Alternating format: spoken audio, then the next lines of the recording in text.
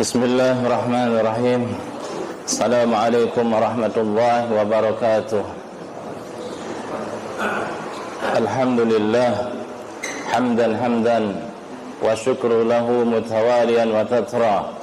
Ashhadu an la ilaha illallah wahdahu la syarika lah wa ashhadu anna Muhammadan abduhu wa rasuluhu la nabiyya ba'dah. Jamaah yang semoga kita di majelis ini dirahmati dan dimuliakan oleh Allah Subhanahu wa taala.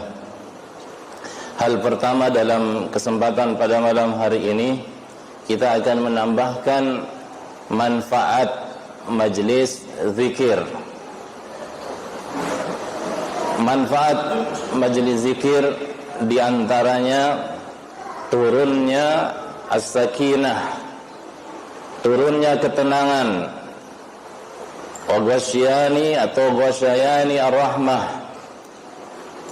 dan diselimuti oleh rahmat, wa hufufil malaikah, dan dinaungi oleh malaikat.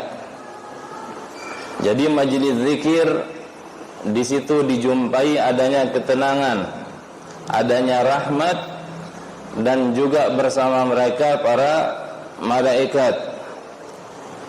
Imam Muslim meriwayatkan dalam sahihnya dari Abi Muslim Al-Aghar, asyhadu ala Abi Hurairah, aku bersaksi atas Abu Hurairah, atas nama Abu Hurairah, wa Abi Sa'id, annahuma syahida ala Rasulillah sallallahu alaihi wasallam.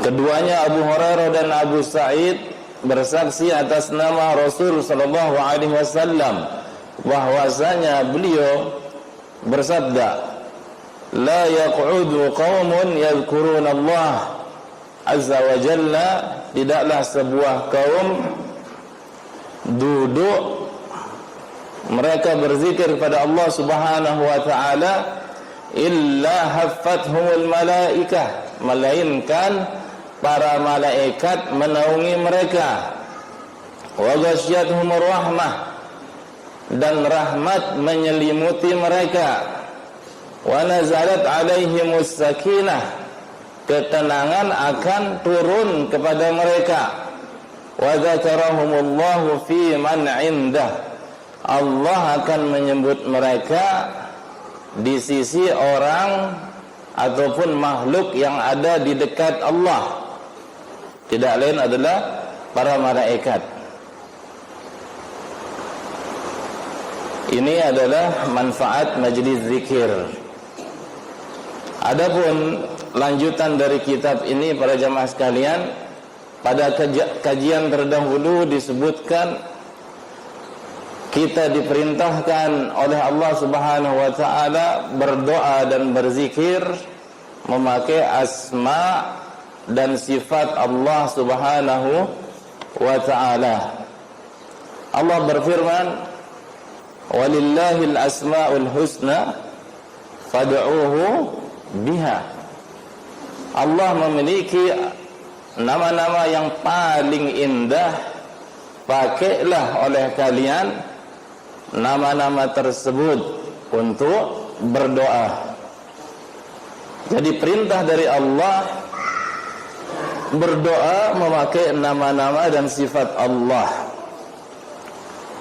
Contohnya di sini para jamaah sekalian, Allah berfirman, Rabbana taqabbal minna innaka antas samiul alim. Al-Baqarah. Rabb kami, terimalah amalan saleh ini dari kami. Innaka antas sami'ul alim, sesungguhnya engkau wahai Rabb as-sami', maha melihat, al-alim, maha mengetahui. Jadi dalam doa kita ini kita memohon kepada Allah agar amalan kita diterima oleh Allah. Kemudian dilanjutkan, kita tegaskan, Allah As-Sami, mendengar. Kita berharap amalan kita diterima karena kita meyakini di antara nama-nama Allah adalah As-Sami, didengar kita oleh Allah. Kemudian Al-Alim, diketahui kita oleh Allah Subhanahu wa taala. Makanya kebanyakan doa, kebanyakan zikir dalam Al-Qur'an ataupun hadis diakhiri dengan apa? Asma, yang paling indah untuk Allah Subhanahu wa taala. Dalam surat Al-Mu'minun, para jamaah sekalian, Allah berfirman, "Rabbana amanna faghfir lana warhamna wa anta khairur rahimin." Rabb kami, kita beriman, faghfir lana, oleh karena itu ampunilah kami ini, warhamna, sayangilah kami ini, wa anta khairur rahimin, engkau sebaik-baik yang penyayang. Jadi kita minta diampuni, minta dikasihani, karena Allah khairur rahimin, yang terbaik dari sifat-sifat penyayang. Tidak ada yang paling penyayang dari Allah Subhanahu wa ta'ala. Yang terakhir contohnya para jamaah sekalian, Rabbana iftah bainana wa baina qaumina bil haqq wa anta khairul fatihin. Rabb kami, iftah bainana, bukakanlah jalan keluar antara kami dan kaum kami. Biasanya yang berdoa adalah para nabi. Pada saat berdakwah mendapatkan halangan dan rintangan, kemudian mereka menuju kepada Allah Subhanahu wa taala agar diberikan jalan keluar. Ini doa mereka para jamaah sekalian. Karena mereka tahu, apa kata mereka? Anta khairul fatihin, wahai Allah, engkau ini adalah sebaik-baik yang membukakan jalan keluar. Ini contoh bagaimana kita memakai asma'ullahi al-husna untuk mengibah, untuk memohon kepada Allah Subhanahu wa taala, tentunya dengan disesuaikan dengan nama tersebut. Kalau minta ampunan, maka kita sebutkan nama Allah Al-Ghafur. Kalau minta dikasihani, sebutkan nama Allah Ar-Rahim. Begitu seterusnya para jamaah sekalian. Nah, para jamaah sekalian, Asma'ullahil Husna tidak terbatas dengan suatu angka tertentu, bilangan tertentu.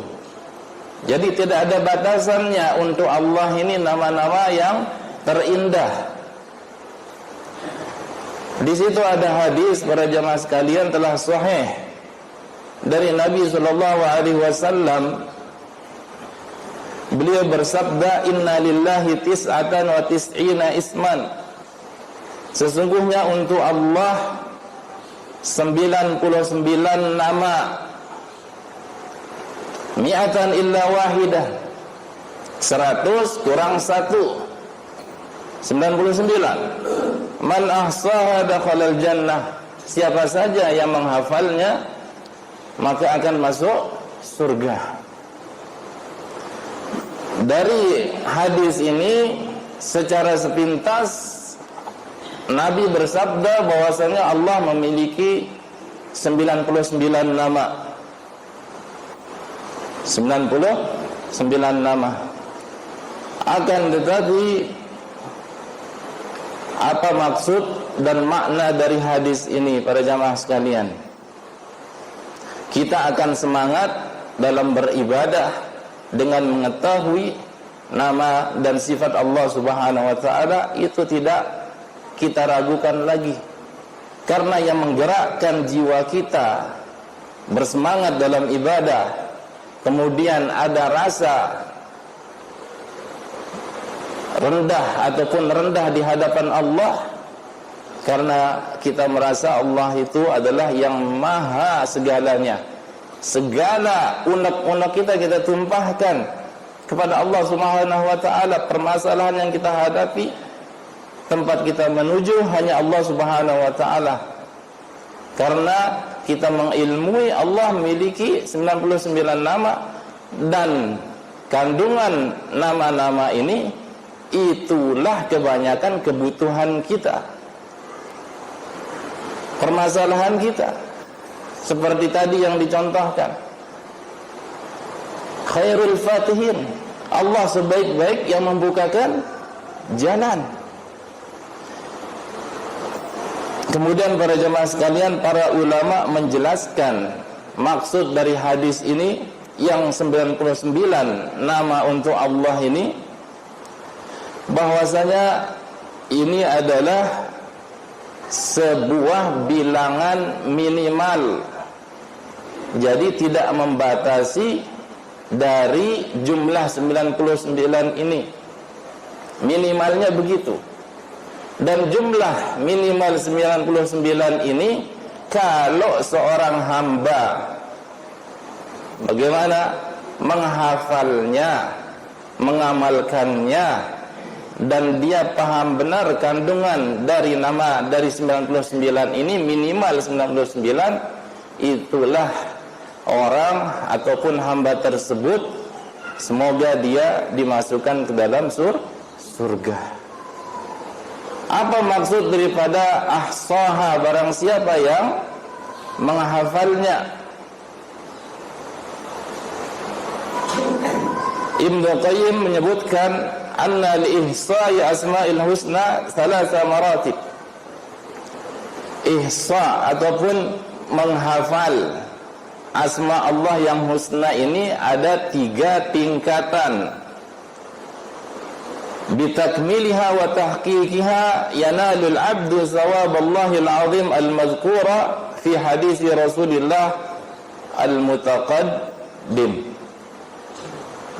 3 tingkatan ini, jika seorang hamba sempurnakan ketiga tingkatan ini, dan seorang hamba ini melakukan 3 tingkatan ini, maka dia yang berhak mendapatkan pahala Allah yang besar yang disebutkan dalam hadis ini, yaitu masuk surga.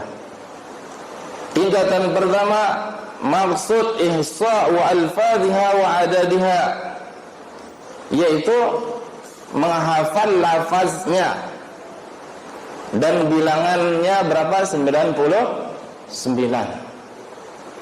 Kemudian tingkatan kedua, fahmu ma'aniha wa madlulatiha, memahami maknanya dan arah maksud dari nama yang 99 ini. Jadi dia tahu makna dan arah kemana maksudnya, begitu. Kemudian tingkatan yang berikutnya, yang ketiga, du'aullahi biha, wa hadza syamilun li du'ail ibadah wa du'ai al-mas'alah.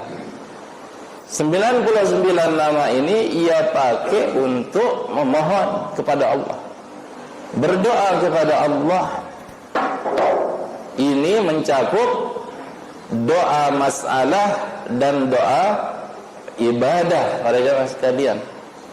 Jadi 3 tingkatan ini apabila dikerjakan oleh kita sebagai hamba Allah dengan menghafalnya, kemudian memahami maknanya dan mengetahui tujuan dari nama-nama ini, kemudian kita praktekkan, kita pakai untuk berdoa kepada Allah Subhanahu wa taala, insyaallah kita dijanjikan akan mendapatkan surganya Allah Subhanahu wa taala.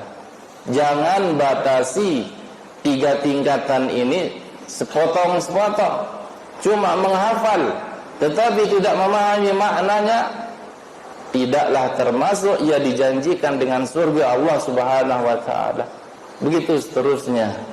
Jadi utuh kita menghafal, memahami, dan kita pakai untuk berdoa kepada Allah Subhanahu wa taala.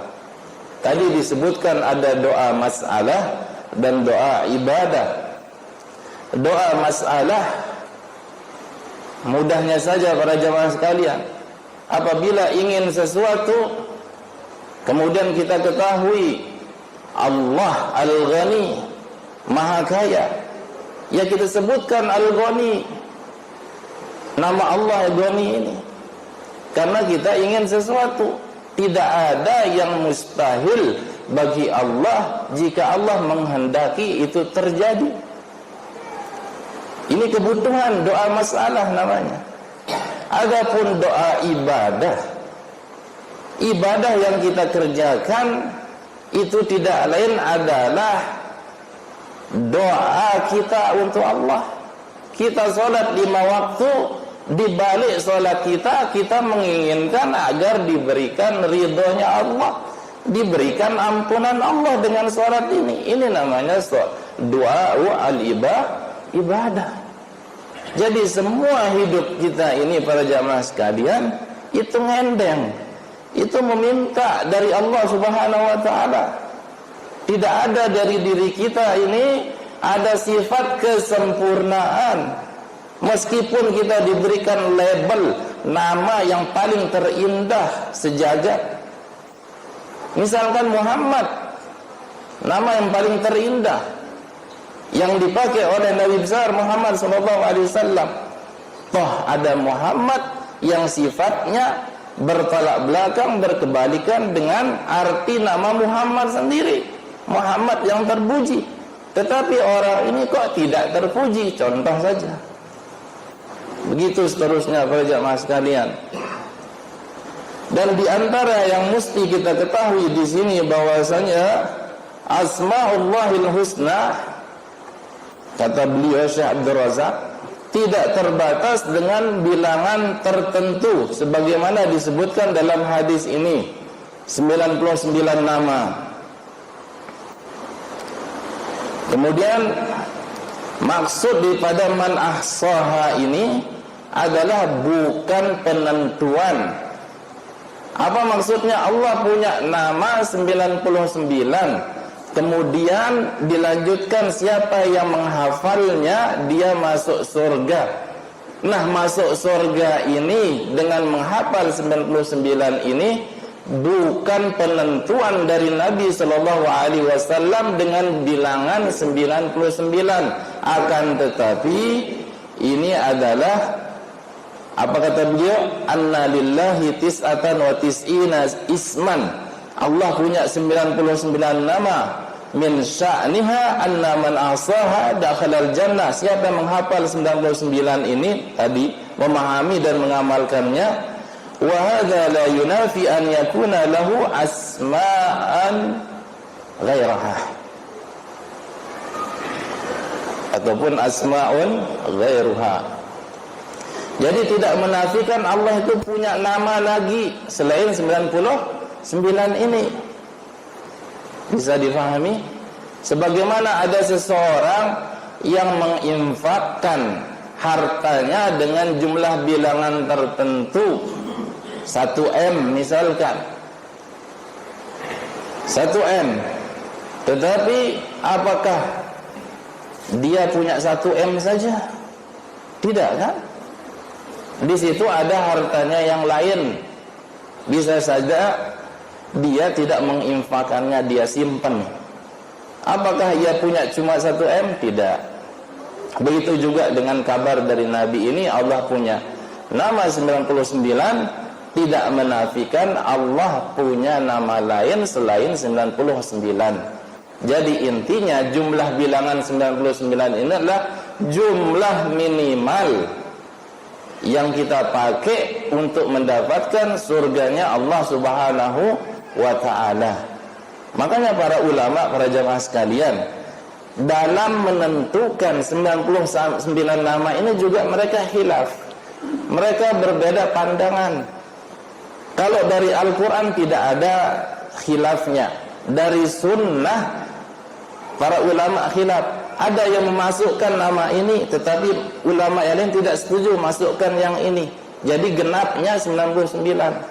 Ini menunjukkan bahwasanya nama Allah tidak terbatas dengan 99.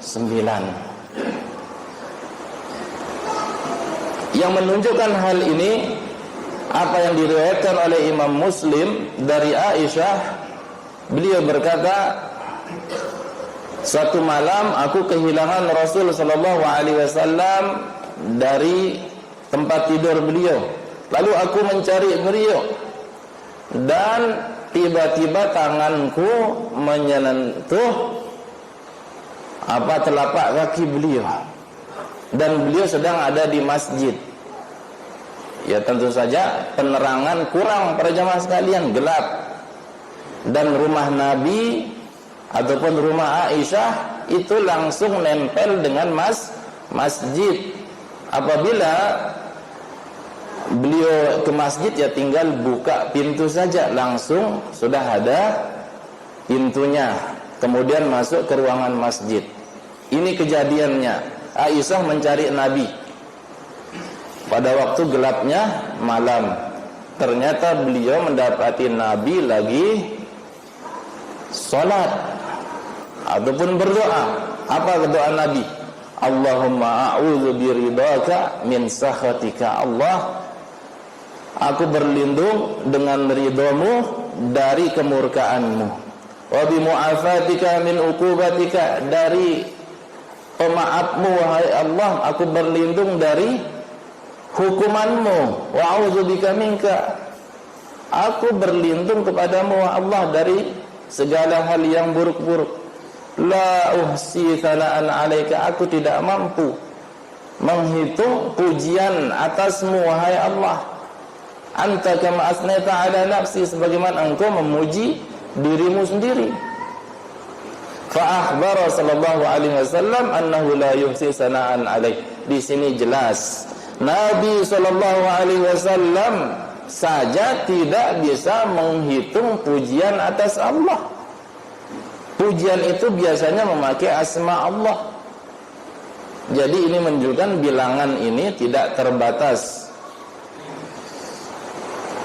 Kemudian di antara yang menunjukkan nama Allah 99 tidak terbatas dengan jumlah bilangan ini, ma warada fi hadis syafa'ah tawil.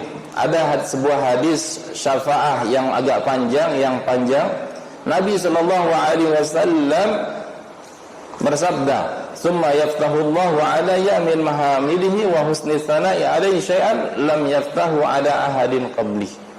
Jadi di sini Nabi menjelaskan, menegaskan, Allah membukakan atasku, yaitu puji-pujian terhadapnya dan sanjungan yang paling bagus atas Allah, dan dia tidak memberikannya kepada selainku.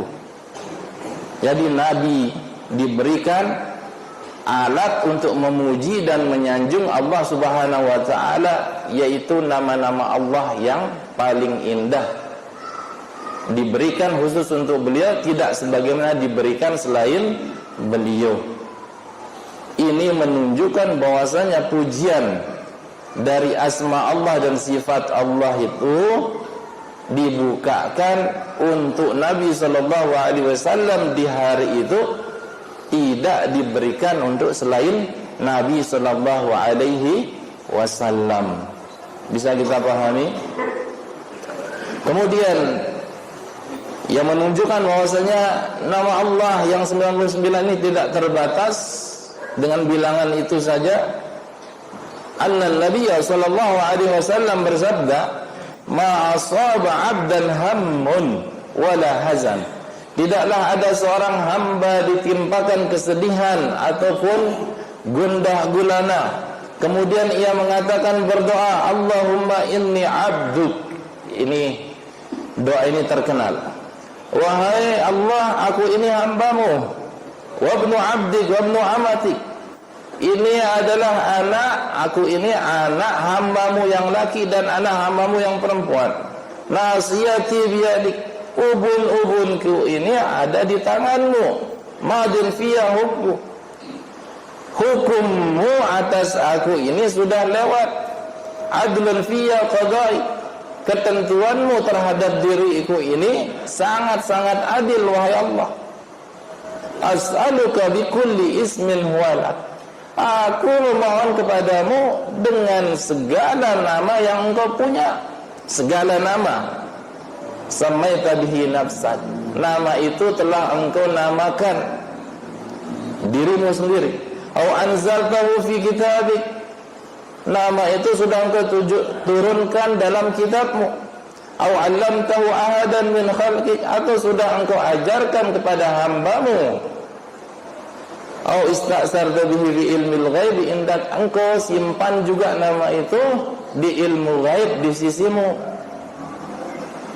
Anta ja'alal Qur'ana rabi'a qalbi, jadikanlah Quran itu penyejuk hatiku, wa nura sadri, cahaya untuk dadaku, wa jala'a huzni, sebagai penghapus kesedihanku, wa dhahaba hammi, dan penghilang gundah gulanaku.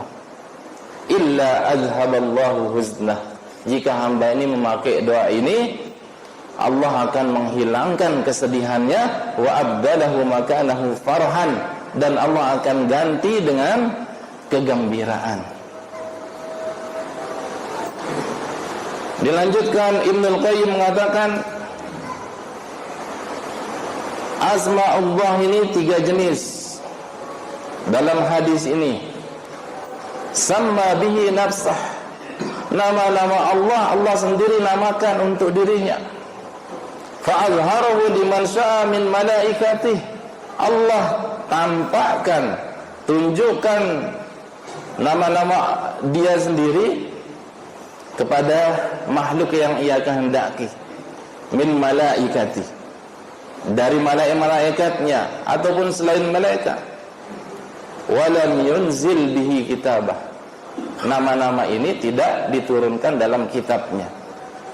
Kemudian nama Allah yang berikutnya, anzala bihi kitabahu fata'arrafa bihi ila ibadih, nama-nama Allah yang Allah turunkan dalam kitabnya, dan seorang hamba mengenal Allah dengan nama-nama tersebut dalam kitab yang sudah Allah turunkan.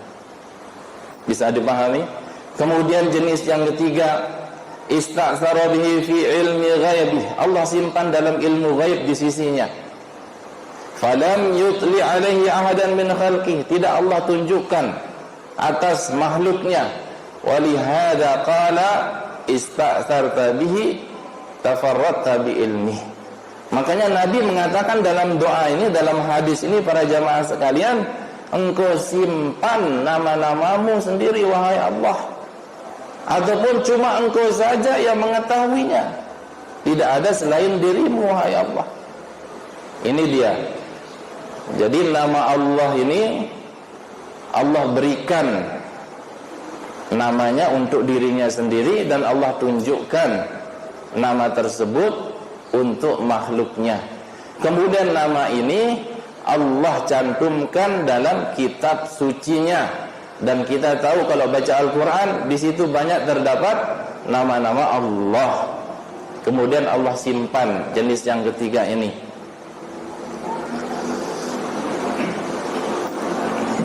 Wa mimma yulabbahu alaihi huna annahu lam yarid anin nabi sallallahu alaihi wasallam haditsun sahih fi addi hadhihi al-asma' wa sardiha, wa amma warada fi Jami' Tirmizi, Sunan Ibnu Majah, dan selain keduanya akibat hadis Abu Hurairah mutaqaddim fi hadza bi ittifa' bil ma'rifah min laysa min kalamin nabi.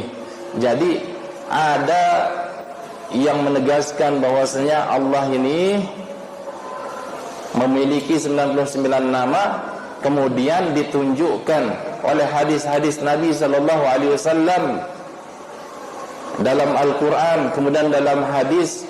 Inilah nama-nama Allah yang termasuk 99 ini, tetapi semuanya, kebanyakannya tidak palit dari Nabi sallallahu alaihi wasallam.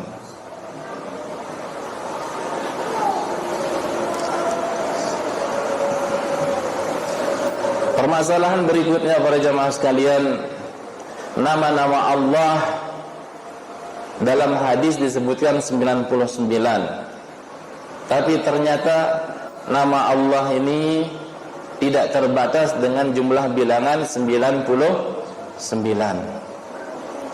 Permasalahan berikutnya, ada nama-nama Allah yang terkategorikan ataupun dianggap nama Allah yang paling a'zam, nama Allah yang paling agung. Para jamaah sekalian, ada beberapa riwayat yang menunjukkan bahwasanya nama Allah ini adalah nama Allah yang paling agung ataupun al-ismu al-a'zam.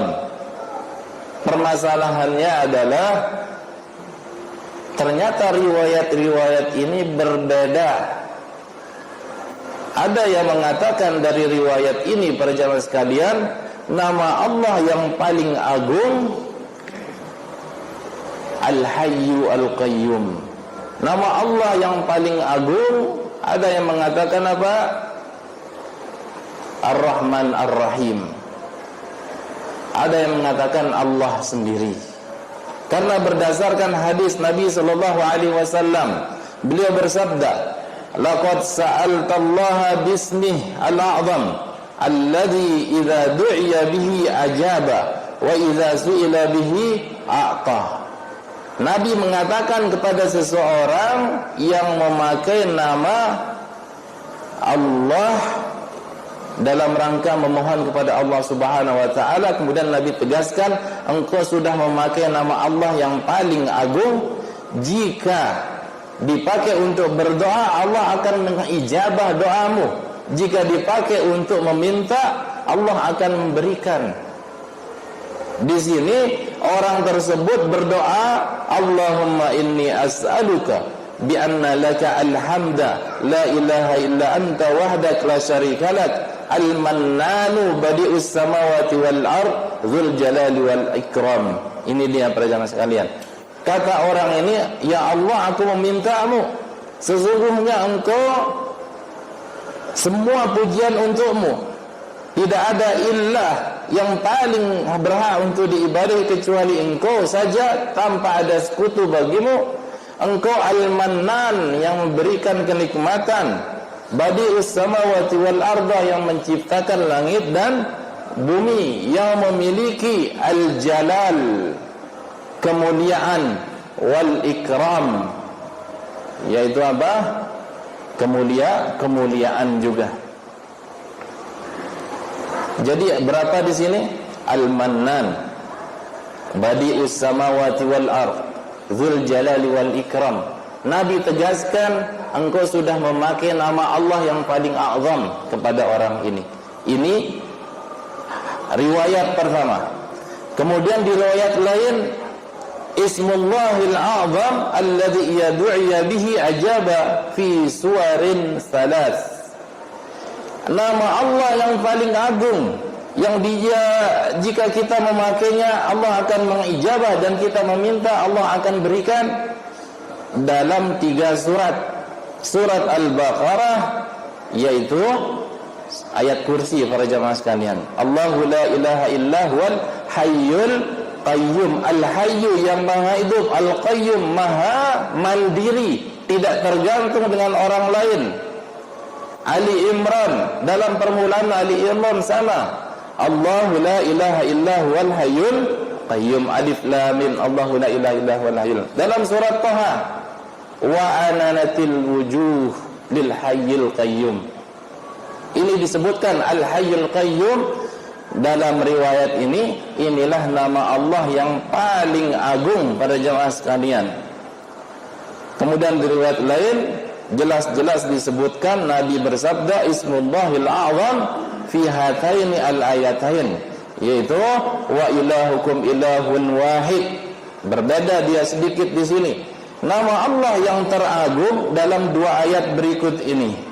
Ilah kalian adalah ilah yang satu. La ilaha illahu, tidak ada ilah yang paling berhak kecuali Dia. Ar-Rahman, yang maha penyayang. Ar-Rahim, yang maha pengasih. Ini. Kemudian permulaan Ali Imran, Allahu la ilaha illa huwal hayyul qayyum. Kok berbeda dari riwayat-riwayat yang disebutkan ini? Padahal kalau kita pakai Al-Hayyul Qayyum juga dianggap nama Allah yang teragung. Ar-Rahman Ar-Rahim juga nama Allah yang teragung. Kemudian Dzul Jalali wal Ikram, Al-Mannan, Badi'us Samawati wal Ard juga dianggap nama Allah yang paling agung para jamaah sekalian. Karena Al-A'zam dalam bahasa Arab itu pengertiannya adalah At-Tafdil, alias perbandingan satu dengan yang lain. Yang satu ini dilebihkan atas yang lain, alias paling agung. Gitu. Apakah begitu maksudnya? Ternyata kesimpulannya para jamaah sekalian, di antara pembahasan para ulama mengenai nama Allah yang agung ini saling melengkapi. Syekh bin Baz mengatakan Al-A'zam maksudnya di sini Al-Azim, yang agung, tetapi bukan yang teragung, begitu. Jadi nama Allah dalam hadis Al-A'zam sepintas secara bahasa yang paling agung, maksudnya Al-Azim, yang agung. Lalu nama Allah yang teragung apa? Para ulama mengatakan nama Allah yang paling agung yaitu Allah. Nama Allah yang paling agung apa namanya? Allah. Sebab utamanya para jamaah sekalian, semua nama-nama Allah itu kembalinya ke nama satu ini, yaitu apa? Allah. Bisa dipahami? Jadi riwayat-riwayat yang berbeda yang mengatakan nama Allah yang paling agung ini, nama Allah yang paling agung itu, tidak ada pertentangan dari riwayat-riwayat ini. Kesimpulan pertama, nama Allah yang paling agung yaitu Allah sendiri. Kemudian nama Al-A'zam sebagaimana Syekh bin Baz menegaskan, itu maksudnya Al-Azim.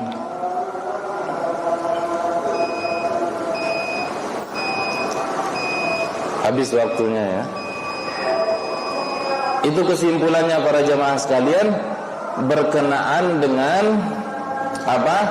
Nama Allah Al-A'zam. Walillahil asmaul husna. Jelas di sini penisbahan ataupun penyandaran nama-nama Allah yang paling indah itu disematkan hanya kepada Allah Subhanahu wa taala. Dengan demikian nama Allah yang paling teragung adalah Allah. Kemudian nama Allah sendiri adalah di situ ada sifat. Apa sifat? Al-Ilahi. Ringkasnya sifat ketuhanan. Sifat ketuhanan. Yang namanya Tuhan ada tandingannya tidak? Tidak ada yang menandingi Tuhan. Karena Tuhan maha segalanya. Tuhan tidak bisa dibantah. Tuhan tidak bisa ditolak. Oleh karena itu Allah sangat-sangat murka jika ada yang menyekutukan dalam ketuhanan ini. Baik dari sisi apa? Rububiyah, perbuatan Allah. Allah yang menciptakan. Ada orang mengatakan ada lagi yang menciptakan selain Allah. Ditolak mentah-mentah anggapan ini. Kemudian kalau Allah menciptakan, bahwasanya apa yang kita jumpai Dia saja menciptakan, apa tidak berhak Allah ini untuk diibadahi? Dia saja yang paling berhak untuk diibadahi. Sangat-sangat berhak, karena ada sifat ketuhanan untuk Allah Subhanahu wa taala. Tiada ada sifat ketuhan untuk selain Allah Subhanahu wa taala. Kita cukupkan pada malam hari ini dua tema, bahwasanya untuk Allah itu nama-namanya yang terindah tidak terbatas dari 99 nama. Maksud daripada faman ahsaha dakhalal jannah, barang siapa yang menghafalnya akan masuk surga. Para jamaah sekalian, dia melafazkannya, kemudian dia memahami maknanya dan dia mengamalkannya, terutama dipakai untuk berdoa. Semoga ada manfaatnya untuk saya pribadi. Kita tutup. Subhanakallahumma wa bihamdik, asyhadu an la ilaha illa anta, astaghfiruka wa atubu ilaika. Assalamualaikum warahmatullahi wabarakatuh.